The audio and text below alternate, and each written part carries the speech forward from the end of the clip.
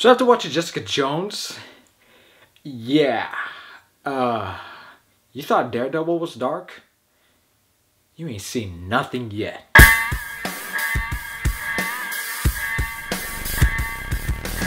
Jessica Jones. So Jessica Jones is a new Marvel property that's being aired on Netflix. And just like Daredevil, it takes place in the same Marvel Cinematic Universe, with the Avengers, basically that.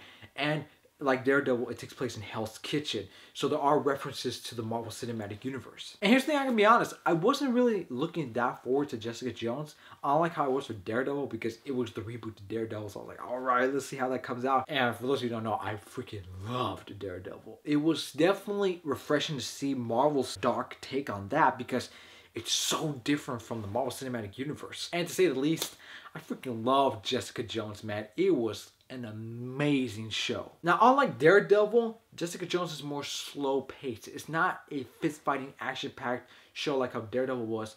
It's more of a noir detective show, and I really like that aspect. The noir style that it had, it was very dark, it was very gritty. Every time you watch an episode, there were some times where you just kind of felt dirty because it was just so dark. And I was like, oh man, it's so dirty. This is the first time I've seen a Marvel property where there's sex.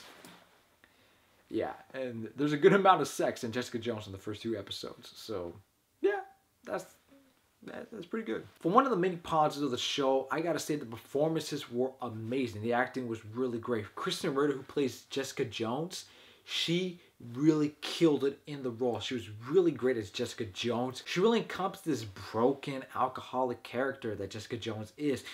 There was times where I was like, wow, she's really giving a great performance, where to the point I was like, man, all I see is Jessica Jones. I don't see Krysten Ritter at all. She really, really did a great job in this show. And Mike Colter, who played Luke Cage in the show, he was really good as Luke Cage, and the chemistry between him and Krysten Ritter was really great. The scenes of those two just talking to each other was very entertaining to watch. As soon as the two just started talking to each other, the chemistry just clicked right there. And I thought that Patsy Walker, who is Jessica Jones' friend in the show, I thought she was going to be annoying, but I actually didn't hate her. I actually really liked her character. There's a great arc that she has in the show. But to me, the standout performance, without a doubt, you probably have heard it, but the standout performance is definitely David Tennant as Kilgrave. Holy shit. I just gotta say, David Tennant as Kilgrave was not only menacing, he was terrifying and creepy as hell. Every time he just talked, the way he moved his body, you were like, oh, you just felt creeped out. You're like, oh man, I could only feel the way Jessica feels whenever he's around her. Whenever David Tennant came up on the show, whenever his scenes came up, the show just got even better. And to me, I think Kilgrave is definitely one of the best MCU villains. Because to me, I think the best villains in the MCU are Loki, Kingpin, and now Kilgrave.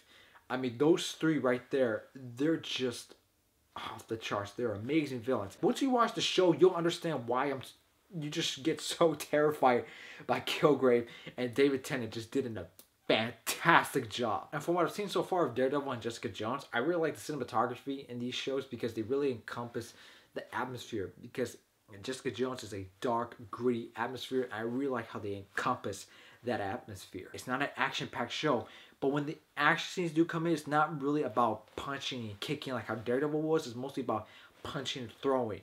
But those scenes were well done too. So since the show is more slower, it's mostly dialogue and character driven, and I really like that. While Jessica Jones is slow, to me at least, I was never bored. I really like the show went on some dark subjects like PTSD, rape.